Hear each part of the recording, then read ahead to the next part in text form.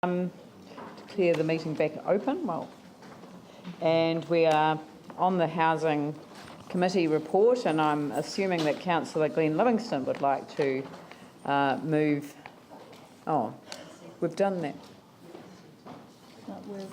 Oh yeah, that's it. Hang on, what are we doing? We've got a committee recommendation on page 81. Yeah. Page 81. Page 81. And we look at 7.1. It's point number 7, page 81. Yes. And 7.1, there's Yeah. not really a staff recommendation, it's council. But is this an amendment to This the is motion? an amendment. It's an amendment, but if someone just moves it, it's only a motion.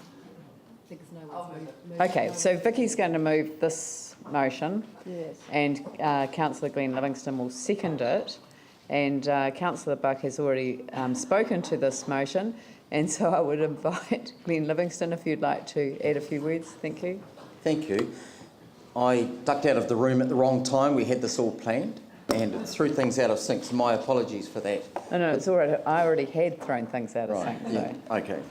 It's a team effort. But basically all around, and one of the reasons for actually having different people to lead off on these different aspects of this part of the housing report, and myself and Pauline will be hopefully next, is that we also wanted to kind of visually represent a clearer delineation between affordable and social housing, and I've seen emails around to this effect, and that's been part of this process of kind of iteration and reiteration through the Housing Committee, is coming to a clearer understanding. We now know that social housing, perhaps we've always known it, is a subset of affordable, but affordable isn't necessarily social housing.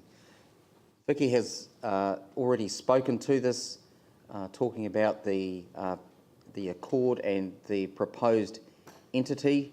We know we need to consult, that's a legal requirement if we are going to undertake a new activity, and that's the safest thing, it's best practice, we must do that. Social housing is our stock and trade, it's what we do. We don't have to consult, or at least in the same way, over that. So obviously I more than fully support this. There are questions raised all the time. Should the council be in the business of affordable housing or even social housing? I guess I would counter with the response by way of another question. Should it not? I mean, how can you afford not to be in this business at this time in our history? We have 50 people at least in the CBD with outright no shelter, 100 people between that and social housing. We have a growing waiting list. I think Housing New Zealand does as well. The alarm bells have been going for a couple of years since we called housing summits. So it is the time to act. There's no doubt about it.